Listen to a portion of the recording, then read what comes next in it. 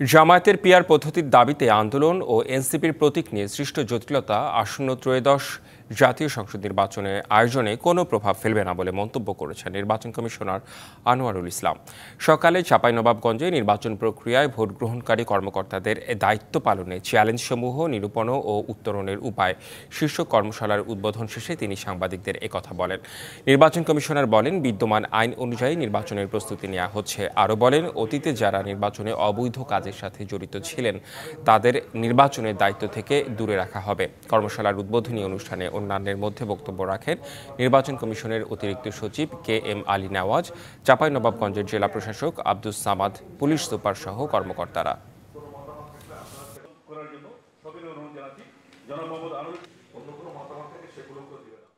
PR পদ্ধতি এবং একটি দলের প্রতীক বরাদ্দ বিষয়ক এগুলো নির্বাচনের ক্ষেত্রে কোনো সমস্যার সৃষ্টি করবে না।